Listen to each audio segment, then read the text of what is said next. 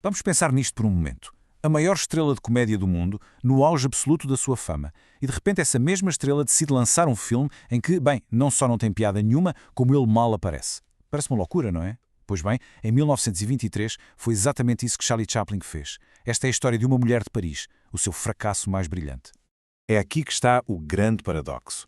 De um lado, tínhamos o Chaplin que toda a gente conhecia e adorava, o vagabundo. Do outro, o Chaplin que queria ser visto como um artista sério, um realizador capaz de criar um drama psicológico profundo. Uma Mulher de Paris é o campo de batalha entre estas duas identidades. A história de um artista que arriscou tudo, não só para se reinventar, mas para reinventar o próprio cinema. E esta é a pergunta que nos vai guiar. O que é que leva alguém que está no topo do mundo a arriscar desiludir milhões de fãs? O que fez virar as costas a uma fórmula de sucesso garantido para contar uma história assim? Ok, então para percebermos esta aposta tão arriscada, temos de olhar para além da personagem do vagabundo e tentar entrar na mente do próprio Chaplin. Havia aqui várias coisas em jogo. Chaplin sentia-se um bocado preso na pele do vagabundo.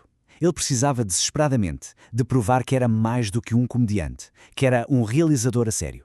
E, ao mesmo tempo, queria dar o palco a Edna Purviance, a sua atriz de sempre. E, claro, tinha de cumprir a sua promessa ao United Artists, o estúdio que ele próprio ajudou a fundar. Portanto, a pressão era enorme. Era tudo ou nada. E que história era esta, afinal? Tão importante que justificavam o risco desta dimensão?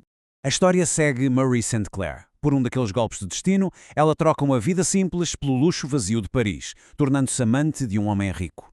Mas claro, o seu antigo amor reaparece e ela é forçada a fazer uma escolha impossível.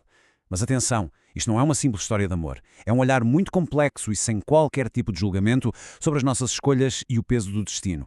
E o que chocou mesmo as pessoas na altura foi a abordagem tão subtil. Como disse um crítico da época, era um drama sem enrolanço. Quer dizer, não havia o melodrama exagerado do costume. Chaplin não estava ali para julgar as personagens ou para dar ao público as emoções fáceis a que estava habituado. Ele estava a pedir-lhes para pensar. Mas a verdadeira revolução não estava só na história, estava na forma como Chaplin a contou. Ele basicamente criou uma nova linguagem para o cinema. Chaplin apostou tudo no poder daquilo que não se vê. Em vez de mostrar tudo de forma explícita, ele usava a sugestão, a alusão. Ele confiava que o público era inteligente o suficiente para ler nas entrelinhas e preencher os espaços em branco.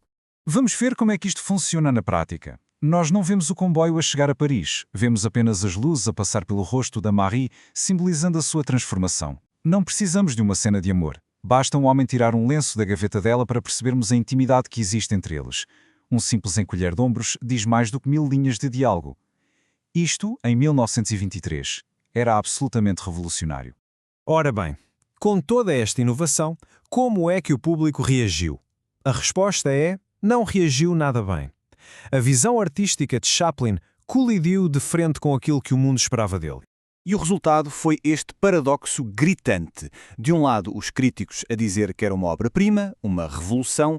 Do outro lado, o público que queria ver o vagabundo e simplesmente não apareceu. Foi um fracasso de bilheteira retumbante. E aqui é que está o grande mistério. Como é que uma obra que a crítica chamou de genial foi completamente ignorada por quem mais importava? O público. Foi, na verdade, uma tempestade perfeita de má sorte. O público queria o vagabundo. Ponto final. O marketing foi um desastre autêntico. Imaginem só, ir ao cinema e receber um papel a avisar que a estrela que foram ver não aparece no filme. Se juntarmos a isso um escândalo na vida real da atriz e a censura por causa do tema ser imoral, o destino do filme estava traçado. Mas como sabemos, o fracasso imediato de um filme nem sempre é o fim da história. Às vezes, é só o começo. O público pode ter ficado indiferente, mas os outros realizadores, esses estavam a prestar muita atenção. O estilo subtil, psicológico, essa arte da sugestão de Chaplin influenciou uma geração inteira. O caso mais famoso é o de Ernst Lubitsch, cujo célebre toque de Lubitsch é, na verdade, um eco direto do que Chaplin fez neste filme. O impacto foi tão profundo que o realizador René Clair chegou a dizer que existiam 2 Lubitsch, um antes e um depois de Uma Mulher de Paris. Ou seja, para quem fazia cinema, o filme não foi um fracasso, foi uma revelação, mudou as regras do jogo. No fundo, foi este filme que ensinou Hollywood a crescer. O realismo psicológico e a narrativa subtil tornaram-se ferramentas essenciais para qualquer realizador que se prezasse. Provou que o cinema podia contar histórias complexas para adultos sem precisar de vilões óbvios ou de finais felizes forçados. E esta é talvez a grande lição de Uma Mulher de Paris. Este desastre comercial foi, na verdade, um dos maiores triunfos artísticos da história do cinema. A sua influência não se mediu em dinheiro, mas no eco que deixou, moldando a forma como as histórias são contadas no ecrã até aos dias de hoje. E é por isso que a história de Uma Mulher de Paris continua a ser tão relevante. Leva-nos a questionar: o que é que define, afinal, o sucesso de uma obra de arte? São os números da bilheteira no fim de semana de estreia ou é o seu legado, o eco que atravessa um século inteiro de cinema? Fica a pergunta.